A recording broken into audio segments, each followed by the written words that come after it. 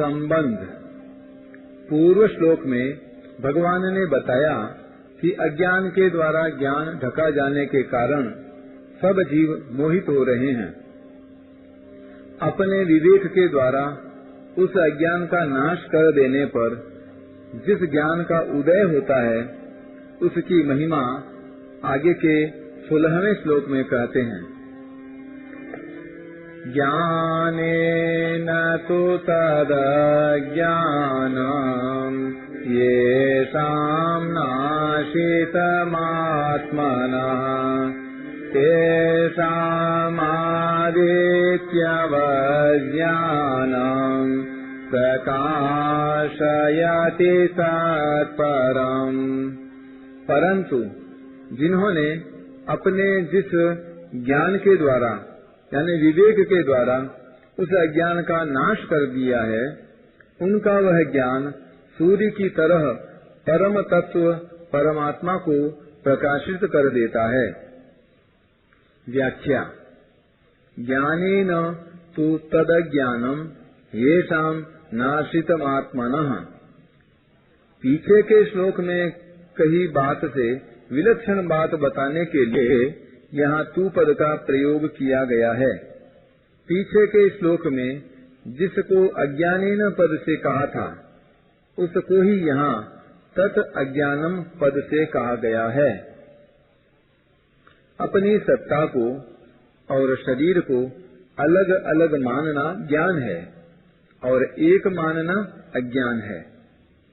उत्पत्ति विनाशशील संसार के किसी अंश में तो हमने अपने को रख लिया अर्थात मैंपन अहंता कर लिया और किसी अंश को अपने में रख लिया अर्थात मेरापन यानी ममता कर लिया। अपनी सत्ता का तो निरंतर अनुभव होता है और मैं मेरापन बदलता हुआ प्रत्यक्ष दिखता है। जैसे पहले मैं बालक था और खिलौने आदि मेरे थे, अब मैं युवा या वृद्ध हूँ और स्त्री पुत्र धन मकान आदि मेरे हैं। इस प्रकार मैं मेरेपन के परिवर्तन का ज्ञान हमें है, पर अपनी सत्ता के परिवर्तन का ज्ञान हमें नहीं है। यह ज्ञान अर्थात विवेक है। मैं मेरेपन को जड़ के साथ न मिलाकर साधक अपने विवेक को महत्व दे कि मैं मेरापन जिससे मिलाता हूँ वह सब बदलता है, परंतु मैं मेरा कहलाने वाला मैं यानी मेरी सत्ता वही रहता हूँ। जड़ का बदलना और अभाव तो समझ में आता है, पर स्वयं का बदलना और अभाव किसी की समझ में नहीं आता, क्योंकि स्वयं में किंचित भी परिवर्तन और अभाव कभी होता ही नहीं। इस विवेक के द्वारा मैं मेरेपन का त्याग कर दे कि शरीर मैं नहीं और बदलने वाली वस्तु मेरी नहीं। यही विवेक के द्वारा अज्ञान का नाश करना है। परिवर्तनशील के साथ अपरिवर्तनशील का संबंध अज्ञान से अर्थात विवेक को महत्व न देने से है। जिसने विवेक को जागृत करके परिवर्तनशील मैं मेरेपन के संबंध का विच्छेद कर दिया है, उसका वह विवेक सच्चिदानंद घन परमात्मा को प्रकाशित कर देता है अर्थात अनुभव करा देता है।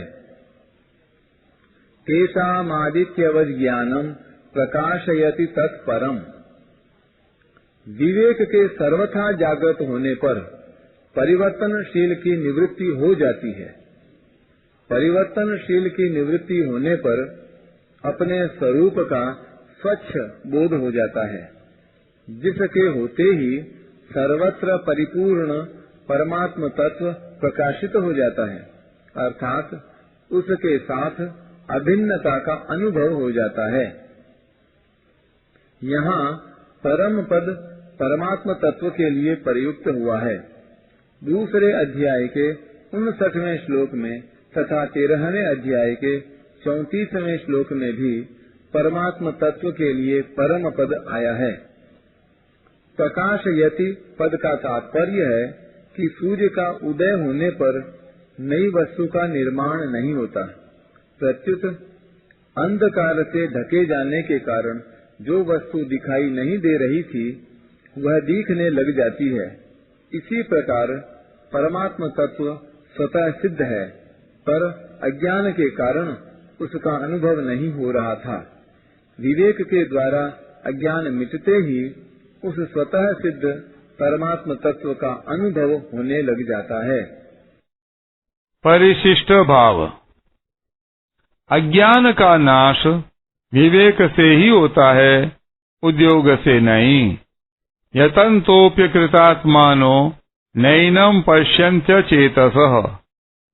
कारण कि अज्ञान का नाश क्रिया साध्य, परिश्रम साध्य नहीं है। परिश्रम करने से शरीर के साथ संबंध बना रहता है, क्योंकि शरीर से संबंध जोड़े बिना परिश्रम नहीं होता। दूसरी बात, अज्ञान को हटाने का उद्योग करने से अज्ञान दृढ़ होता है, क्योंकि उसकी सत्ता मानकर ही उसको हटाने का उद्योग करते हैं। अस्वाभाविकता में स्वाभाविकता की विपरीत भावना अज्ञान अपने में ही है, अतः विवेक का आदर करने से उसका निराकरण हो जाता है।